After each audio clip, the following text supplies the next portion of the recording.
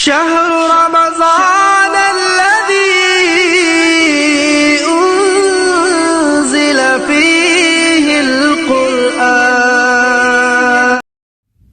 بسم اللہ الرحمن الرحیم. السلام علیکم ورحمۃ اللہ وبرکاتہ.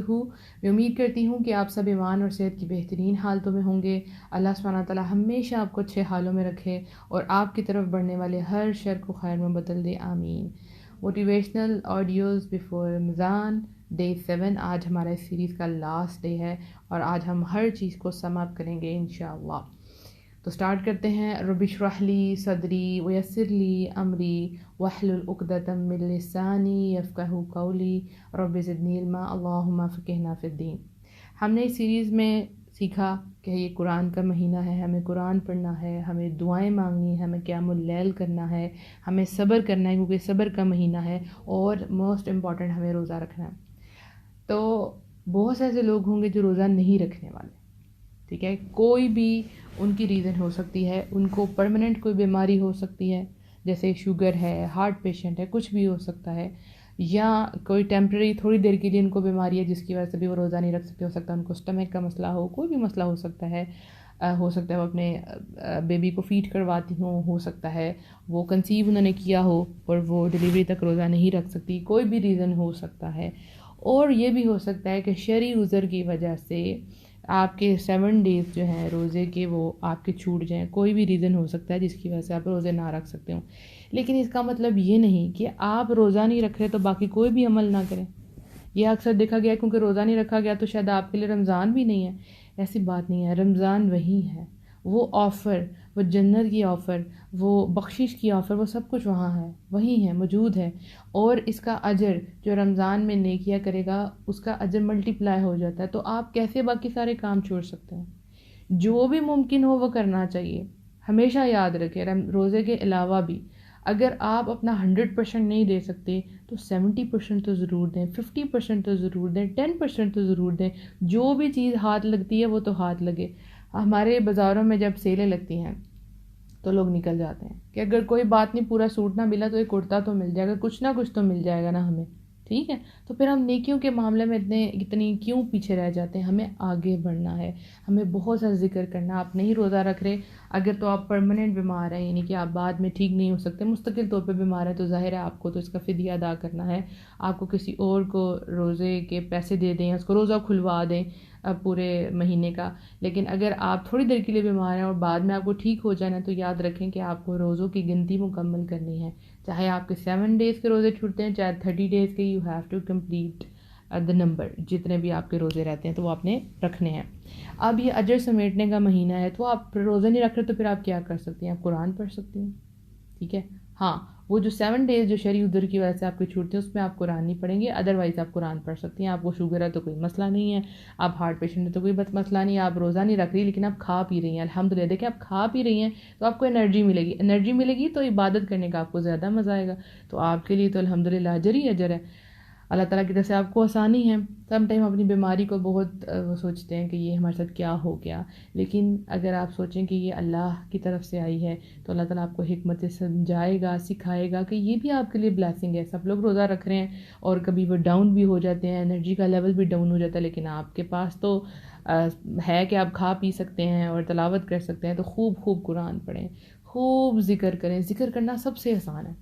سب سے قبول ترین عمل جو ہے وہ ذکر ہے، جو آپ کہیں پہ بھی کر سکتے ہیں. آپ سحری بنا رہی ہیں، آپ افطاری بنا رہی ہیں، آپ لیٹی ہوئی ہیں، آپ تھک گئی ہیں، آپ کپڑے دھو رہی ہیں، آپ برتن دھو رہی ہیں، کچھ بھی آپ کر رہی ہیں تو آپ اللہ کا ذکر کریں اپنی زبان سے. سبحان اللہ والحمد للہ ولا الہ الا اللہ واللہ اکبر، سبحان اللہ وبحمدہ سبحان اللہ العظیم. درود شریف پڑھیں، استغفار کریں، کچھ بھی پڑھیں لیکن پڑھیں ضرور. آپ کی زبان جو ہے نا اس پہ ذکر رہنا چاہیے. اللہ سے دعا ہے کہ اللہ سبحانہ تعالیٰ ہمیں بہت زیادہ ذکر کرنے والا بنا دے، بہت زیادہ شکر کرنے والا بنا دے. آمین.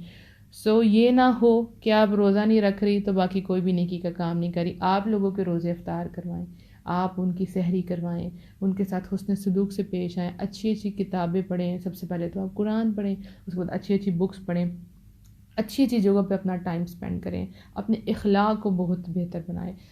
سب سے امپورٹنٹ چیز، اگر کوئی مجھ سے نصیحت مانگے کہ منیبہ ہمیں کوئی چیز نصیحت کریں آپ، تو میں آپ کو 3 چیزیں کہوں گی جو بہت زیادہ امپورٹنٹ ہے دین کے لیے، دین والوں کے لیے اور سب کے لیے، بلکہ یہ چیز امپورٹنٹ ہے.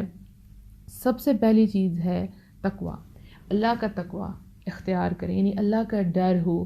آپ کوئی بھی عمل کر رہے ہوں، آپ کو پتہ ہو کہ اللہ سبحانہ وتعالیٰ آپ کو دیکھ رہا ہے، آپ کہیں پہ بھی ہیں تو آپ دیکھیں گے کہ آپ کا ایمان کہاں جائے گا، آپ کیسے دین پہ آپ ڈٹ جائیں گے، جم جائیں گے. تقویٰ بہت بڑی چیز ہے، اور آپ کو پتہ ہے کہ یہ روزے رکھنے کا جو اصل مقصد ہے وہ کیا ہے؟ تاکہ تم متقی بن جاؤ. تو اگر روزہ رکھنے کے بعد ہمیں تقویٰ ہی نہیں آتا، ہمیں اللہ کا ڈر ہی نہیں ہے، تو پھر ہم نے کیا پایا؟ ہم نے اس کا مطلب روزے کا اصل مقصد نہیں پایا. باقی سب کچھ آپ نے کر لیا، لیکن جو گول تھا جس کے لیے آپ نے روزہ رکھا وہ آپ کو اچیو نہیں ہوا. تو تقویٰ بہت بڑی چیز ہے. دوسری میری آپ لوگوں کو جو نصیحت ہے وہ یہ ہے اخلاق. دین اخلاق کا نام ہے. ہم پڑھ لیتے ہیں، بکس پڑھ لیتے ہیں، تفسیریں پڑھ لیتے ہیں، ڈگریاں حاصل کر لیتے ہیں، کہاں سے کوشش نہیں کرتے، لیکن اخلاق اس پہ ہم دھیان نہیں دیتے. کیوں نہیں دھیان دیتے؟ آپ کو کیا لگتا ہے کہ لوگ آپ کی ڈگریز کی وجہ سے، آپ جو لمبی لمبی ان کو باتیں اور تقریریں کر کے سناتے ہیں، لوگ اس کی وجہ سے دین کی طرف آئیں گے؟ نہیں. اللہ کے نبی کا اخلاق تھا، لوگ اخلاق کی وجہ سے دین کی طرف آتے ہیں. اور اگر دین والا اتنا ہارش ہے کہ اس کے پاس کوئی بیٹھے ہی نہ اس کے اخلاق کی وجہ سے، تو وہ تو ضائع کر دے گا اپنا سارا علم. تو اصل جو چیز ہے وہ اخلاق ہے. اور میں یہ کیوں اس پہ زور دے رہی ہوں؟ کیونکہ رمضان میں اکثر یہ ہوتا ہے کہ بھوک لگی ہوتی ہے، ٹھیک ہے نا، صبر نہیں ہو رہا ہوتا، تو اخلاق کی دھجیاں اڑ جاتی ہیں، بدتمیزی سے پیش آیا جاتا ہے، غصہ آیا رہتا ہے، پہلے مجھے کھانے کو دو. افطاری کے وقت بھی یہ چیز دیکھی جاتی ہے، ایون سحری کے وقت بھی، کہ روزہ ختم ہونے والا، آپ کو اپنی فکر ہے، آپ میری فکر نہیں. تو اخلاق از دا مین تھنگ. آپ کہیں پہ بھی ہیں اپنے اخلاق کو بہتر بنائیں. پھر آپ دیکھیں اللہ سبحانہ تعالیٰ آپ سے کیسے کام لیتا ہے. آپ نرم دل ہوں، اچھے طریقے سے بات کرنے والے ہوں، آپ سافٹ سپوکن ہوں، تو ہی لوگ آپ سے دین لینا پسند کریں گے. اور تیسری جو میری نصیحت ہے آپ کو وہ کیا ہے؟ دعائیں ضرور مانگے رمضان میں. اور اس سے آپ کا اللہ کے ساتھ جو رشتہ مضبوط ہو جائے گا نا، وہ کسی اور چیز سے نہیں ہونے والا.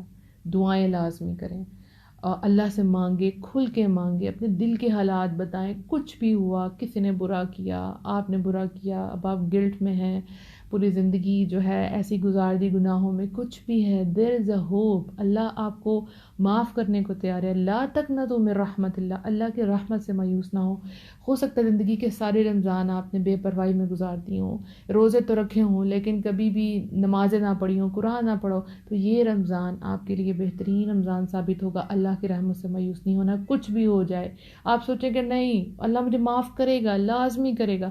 اکثر اس کے اوپر میرے پر ڈھیر سوال آتے ہیں، منیبا یہ گناہ ہو گیا، یہ ہو گیا، یہ ہو گیا، کیا ہمیں اللہ معاف کر دے گا؟ کیسے معافی ہوگی؟ میں نہیں بھول پا رہی، میں کیا کروں؟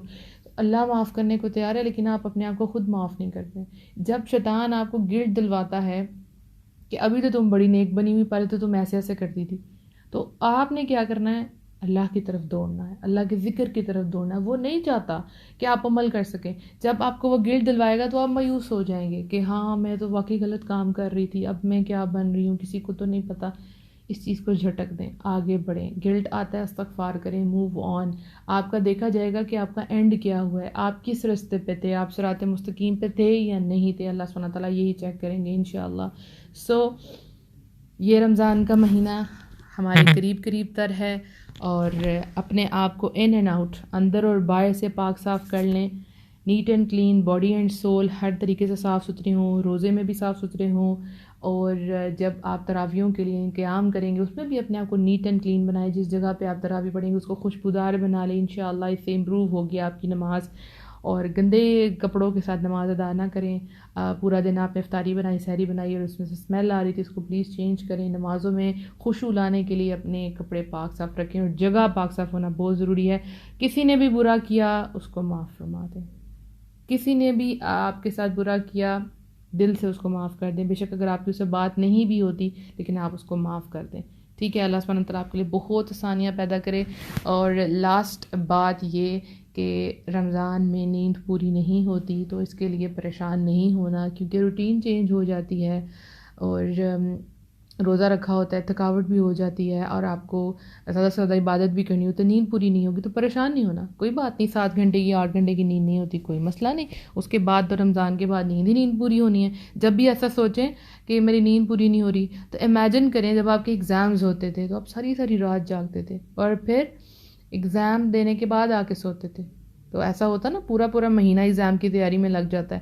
پھر اگر آپ کے گھر میں شادی ہو، فنکشن ہو، تب بھی لوگ رات کو دیر تک سو رہے ہوتے ہیں۔ اگر کوئی گھر بنوا رہا ہے، اس کا کوئی پروجیکٹ چل رہا ہے، اس میں بھی یہی ہوتا ہے۔ پھر آپ نے دیکھا ہوگا آپ کے ہسبینڈ جو ہے اگر وہ بزنس کر رہے ہیں تو کبھی ان کی شپمنٹ جانی ہوتی ہے، کہتے ہیں جی ہمارا مال جا رہا ہے، اب ہم نہیں سو سکتے، رات کو دیر سے آتے ہیں۔ اور آپ نے دیکھا ہوگا عید کے دنوں میں بھی لوگ لیٹ شاپ بند کر رہے ہوتے ہیں، آپ کوئی کچھ پریشانی ہے آپ کو تب بھی آپ جاگ رہے ہوتے ہیں۔ یہ کسی خاص مقصد کے لیے آپ رات کو جاگتے ہیں، آپ کی نیند پوری نہیں ہوتی، ان سب حالات میں آپ کی نیند پوری نہیں ہوتی، تو رمضان میں آپ کی نیند پوری نہیں ہوتی تو it's not a big problem, آپ کی رمضان کے بعد نیند پوری ہو جائے گی، کوئی بات نہیں، ریسٹ ضرور کریں۔ آپ اکٹھے 7 گھنٹے کی 8 گھنٹے کی نیند نہیں لے سکتے تو پارٹس میں چنکس بنا لیں، چھوٹے چھوٹے حصے بنا لیں کہ یہاں سے یہاں تک میں نے سونا ہے اور یہاں سے یہاں تک میں نے سونا ہے۔ اللہ سبحانہ تعالیٰ سے میری دعا ہے کہ یہ رمضان ہم لوگوں کا بہترین رمضان ہو، جو کچھ میں نے بولا اور جو کچھ میں نے کہا اللہ سبحانہ تعالیٰ سب سے پہلے مجھے توفیق عطا فرمائے کہ میں اس پہ عمل کر سکوں، اس کے بعد آپ لوگوں کے لیے عمل کرنا بہت آسان بنا دے۔ اللہ سبحانہ تعالیٰ آپ کی تمام عبادتوں اور دعاؤں کو قبول فرمائے، مجھے بھی اور میری فیملی کو بھی آپ نے خاص خاص دعاؤں میں یاد رکھنا ہے۔ اللہ سبحانہ تعالیٰ آپ کی دعاؤں کو قبول فرمائے، اپنا بہت سا خیال رکھیے گا۔ وآخر دعوانا ان الحمد للہ رب العالمین۔ السلام علیکم ورحمۃ اللہ وبرکاتہ۔